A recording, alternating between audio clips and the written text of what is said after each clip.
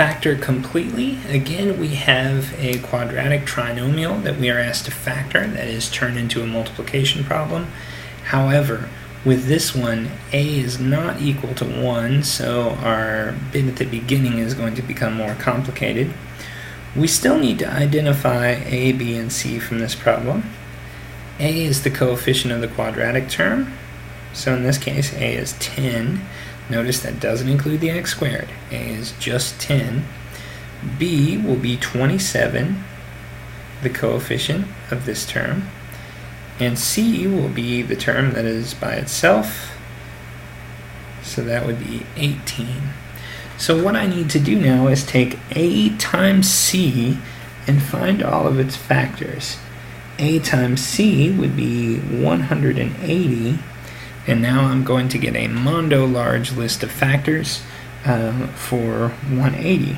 So I can take 1 times 180, 2 times 90, 3 times 60, and we're just, again, going down the list, 1, 2, 3, 4. 4 would be 45, 5 would be 36, and as you can see, this is going to be a nice long list. 6 would be 30.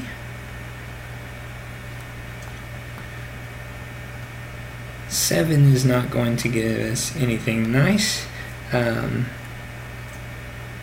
If we take 180 divided by 8, that's not going to give us anything nice either. Divided by 9, 9 would be 20.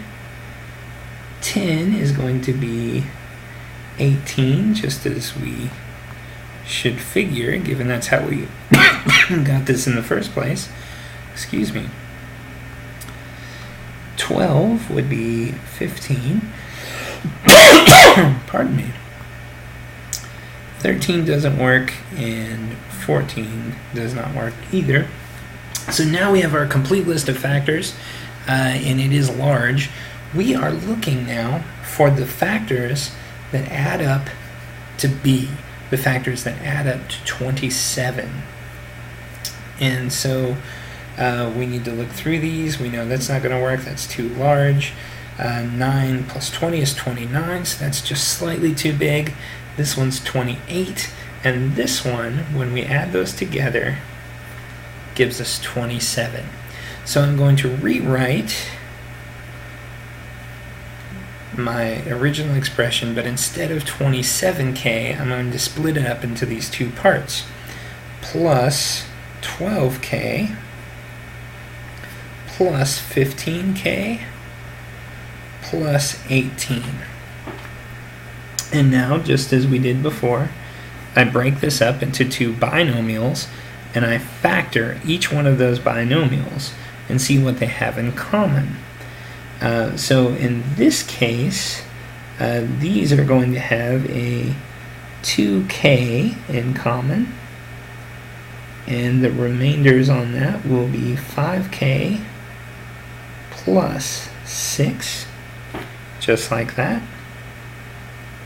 Now in this case, these two, the only common factor is going to be a 3, and when I pull out that 3, that leaves me with 5k plus 6, and just as before, this should start to kind of feel like magic. We end up with the same binomial there and there. So I take my two factors that are being distributed, and I put them together as one binomial, and the one that is repeated is my other factor, and there is our answer.